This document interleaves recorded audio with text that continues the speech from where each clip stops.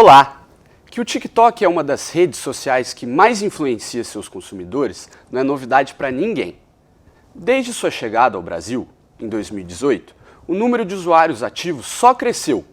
E o conteúdo, que começou com dancinhas curtas e divertidas, se ampliou para todas as áreas da sociedade, inclusive a de gastronomia. Mas como isso se aplica ao ambiente da cozinha e tudo que a envolve? Para responder essa questão, o MAC Entrevista recebe a jornalista Fernanda Lima, autora da grande reportagem A Influência do TikTok na Crítica Gastronômica, trabalho de conclusão do curso de jornalismo, que mostra como este novo formato impacta o trabalho de jornalistas da área de gastronomia.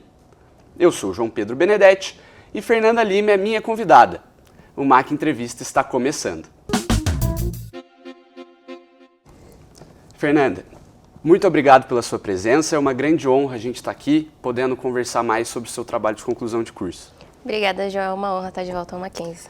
Fernanda, como você decidiu que você trabalharia com a influência do TikTok nas avaliações gastronômicas? Bom, quando eu fui escolher meu TCC, eu quis escolher um tema que eu tivesse alguma familiaridade com ele, para que não se tornasse uma coisa pesada. Né? Quando a gente pensa em TCC, a gente pensa nos nossos amigos que deixaram de fazer coisas, enfim. Então eu queria alguma coisa que fosse prazerosa também para mim. Então eu juntei a minha paixão pela gastronomia e o que eu mais fazia, que era ser heavy user de rede social, especialmente do TikTok. Eu juntei as duas coisas e comecei a mapear como eu ia encaixá-las no meu TCC dentro do curso de jornalismo. E assim nasceu o meu trabalho de conclusão de curso. Legal. E, a princípio, quais foram os principais desafios que você encontrou durante o processo desse trabalho? A fonte responder. Para trabalhar com influencers ou pessoas assim, maiores, né, como pessoas que eu abordei dentro do meu trabalho, era um pouco difícil conciliar a agenda. Então, acho que essa foi a minha maior dificuldade, conciliar a agenda para conseguir fazer as entrevistas. Tanto é que tem uma entrevista que eu não fiz pessoalmente, ela foi toda feita por WhatsApp. Você poderia contar um pouquinho mais dessa entrevista pra gente? Claro, posso sim.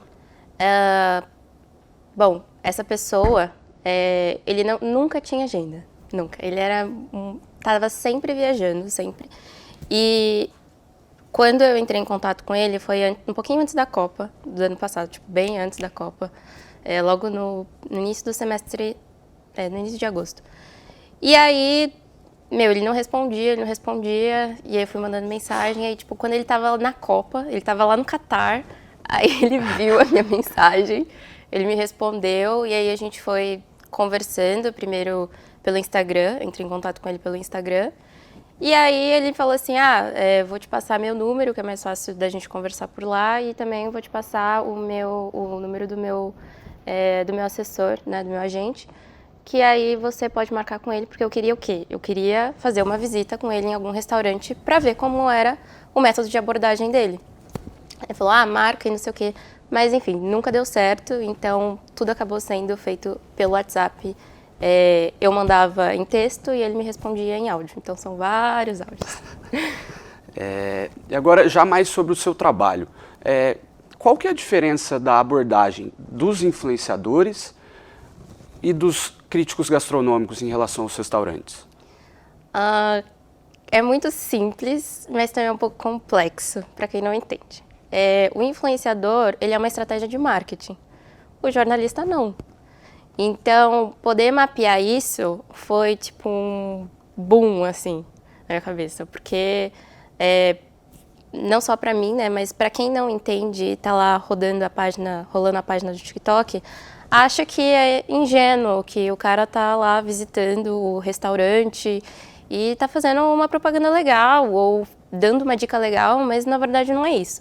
Tem um pagamento por trás, ele é uma estratégia de marketing, ele é uma jogada, então acho que é isso, essa é a principal diferença entre os dois. Enquanto que o jornalista, ele vai até o local, né? Ele avalia, ele tem critérios, né? Por exemplo, critérios históricos, critérios culturais, né? Que tudo vai estar relacionado àquele prato ou àquele restaurante. Enquanto o influenciador não tem. Ele chega lá e fala, isso aqui é bom, isso aqui é gostoso, isso aqui estava sensacional, o total da conta deu isso, o restaurante fica no endereço tal, e é isso. Fernanda, algo te surpreendeu em relação à relação entre os influenciadores e os restaurantes? Sim, eu não sabia, quer dizer, eu sabia que havia uma troca de marketing, mas eu não sabia o quanto de dinheiro envolvido tinha essa troca. Então, assim, eu achava que era só permuta, ou que ele estava fazendo simplesmente por uma dica legal, enfim. Mas não, tanto é que dentro do meu trabalho eu falo que uma das influencers, ela largou o emprego que ela tinha e virou TikToker, porque rentava 3 vezes mais, ou sei lá quantas vezes mais do salário que ela tinha como analista de RH. Perfeito. Mas na sua opinião, a relação entre os influenciadores de TikTok, eles desafiam ou complementam a crítica gastronômica? Isso aí é difícil. Eu acho assim, eles podem andar juntos, mesmo estando em ambientes separados, mas eles podem andar juntos. Por quê? O crítico ele vai dar a credibilidade e o influencer ele vai dar a visibilidade. Quando somados a isso, para o restaurante, isso é muito bom. Se for positivo. Se não for, aí fica meio complicado, né? Mas assim, como o TikTok, ele alcança, o número de alcance dele é muito maior do que as pessoas que leem uma crítica, ele mexe muito mais com a cabeça e com a carteira, tanto do cliente quanto do restaurante. E tendo em vista que no seu trabalho você entrou em contato com grandes influenciadores do setor, como eles se autoclassificam em relação a esses jornalistas gastronômicos? Eles reconhecem que eles são influenciadores, que o que eles fazem não é crítica, e eles reconhecem que o trabalho deles não vai suprir a crítica. Então, isso das pessoas nas quais eu entrevistei, pelo menos, isso eu achei muito legal, porque eles entendem o espaço que eles têm. Eles ocupam. E como orientador do seu TCC, você teve o professor Arnaldo Lorenzato, que é um dos maiores críticos gastronômicos do nosso país. E na percepção dos críticos, qual é a importância desses influenciadores de rede social para a gastronomia? Desafiador, porque a maior parte do meu trabalho eu quis tratar como uma problemática. Só que, na verdade, não é uma problemática. Ele é um complemento. Só que, assim, ou você ama ou você odeia. Tanto é que outros influenciadores, como o Muhammad, que cozinha, ou então o Gabriel Gasparini, eles já falaram que tem coisas nesses influenciadores que incomodam, que é, por exemplo, o porn food, né, o jeito de comer, deixando tudo babar, né, comer com as mãos e a gordura escorrendo. E isso não é legal, porque não faz parte, como posso dizer, não sei se eu posso dizer classe, mas educação, sabe, a mesa. Então, esse foi um ponto que eu queria problematizar, junto com o Arnaldo. Esse foi um dos nossos pontos. Mas aí a gente percebeu que dá para trabalhar os dois juntos. Tanto é que no último Comer e Beber da Veja São Paulo, o perfil Reviews por São Paulo, por SP, que é da Clara e da Bia, elas foram convidadas pelo próprio Arnaldo para ir prestigiar a Noite dos Vencedores. Então, assim, eu acho que eles conseguem andar juntos, mas cada um sabendo qual é o seu espaço. Também que o restaurante reconheça o espaço de cada um. Perfeito, senão acaba variando e pode preferir pagar um influenciador para fazer a propaganda e Exato. às vezes não prioriza a avaliação de um crítico, né? Não é que ele não prioriza, mas é que ele quer algo que é mais rentável. O que é mais rentável, como eu disse, a visibilidade. Sim, sim. Então é o caso daquela pizzaria que eu abordo no meu TCC. Sim. Ela investiu, assim, pesado em influenciador. E ela investe. Acho que agora tá um pouco menos. Mas na época do meu TCC tava, tipo, muito, muito, muito. Porque ela abriu em 2021. Então foi, assim... Ainda era pandemia. Mas era a pandemia que a gente não sabia o que era, né? Então, assim, ela investiu pesado porque ela precisava atrair clientes. E o que estava bombando na época? A rede social. Então, acho que é isso. Como mencionado também no seu trabalho, o TikTok ultrapassou até o Google como ferramenta de pesquisa mais utilizada entre os jovens. Você acredita que o público jovem é mais atraído pelas avaliações gastronômicas feitas no TikTok? Ah, sim, com certeza. E tem algum motivo por isso? A praticidade?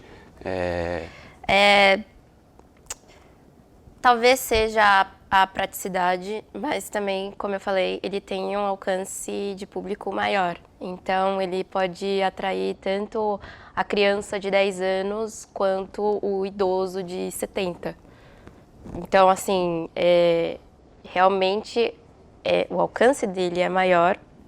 Só que qual é a diferença? É justamente a diferença de público. Qual é o público? O que eu estou buscando? O que eu quero? Essa avaliação faz sentido?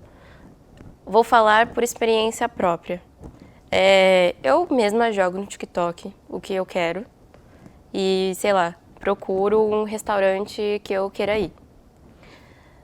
Legal, achei o restaurante X. O que eu vou fazer? Eu jogo no Google para ver as avaliações. Tanto as avaliações das pessoas que frequentaram o restaurante de fato, quanto também ver se tem alguma nota de imprensa que saiu sobre aquele lugar. Então, seja na Veja, na Folha, no Estadão ou qualquer outro veículo de comunicação que tenha um certo prestígio, tenha um certo nome e saiba do que está falando. Então, é justamente essa diferença. O TikTok ele tem um alcance maior porque você não sabe quem que ele vai atingir, só que cabe também à pessoa, ao consumidor, saber se aquilo vale a pena ou não. Porque se você for atraído só pelo porn food, justamente, aí fica meio complicado, né? Sim. E antes da produção do seu trabalho, você já se viu tendo vontade de visitar um restaurante somente por uma avaliação feita pelo TikTok? Ah, sim, sim. Seria hipocrisia falar que não, né? Sim. Mas sim, já tive, fui e quebrei a cara. Porque, assim, era gostoso, mas não era tanto. É porque paladar é muito relativo, né? Gosto é relativo e muito individual. Mas quando você começa a sair mais, quando você já tem uma certa educação do próprio paladar, você já não aceita tantas coisas. E aí você se torna mais exigente. E como você mencionou que os influenciadores acabam desempenhando um papel mais de marketing mesmo para os restaurantes, como você vê todo esse setor gastronômico respondendo a essa crescente desses influenciadores? Eu acho que a resposta é bem positiva, porque se não fosse, ninguém largaria um emprego CLT para virar TikToker. Mas, como toda profissão, é uma profissão que ela precisa ser sempre reciclada, né?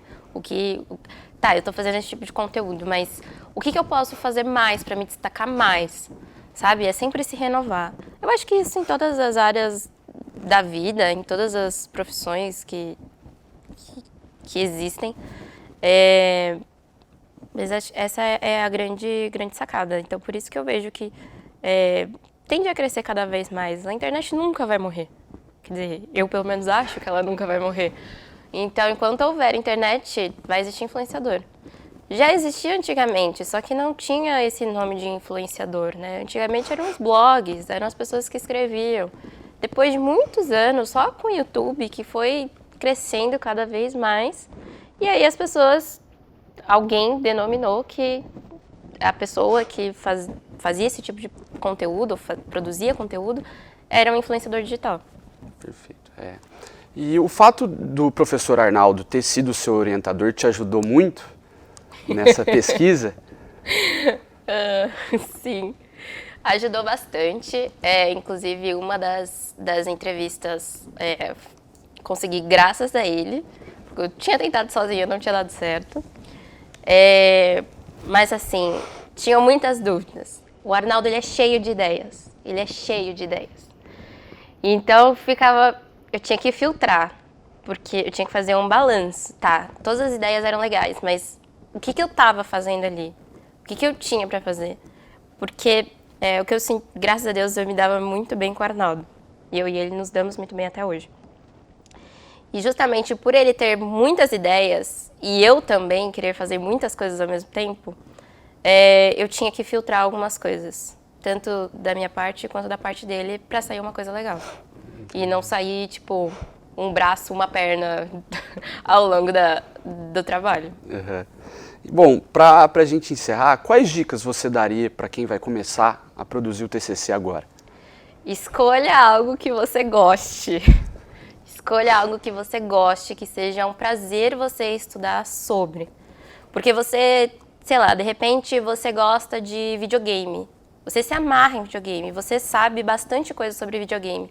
Só que você acha que se você fazer um TCC sobre política, você vai ser destaque. Você vai se tornar mais, né, sei lá, tipo, eu vou parecer mais inteligente e tal. Não é isso, o TCC não é isso, o TCC não tem que ser pesado.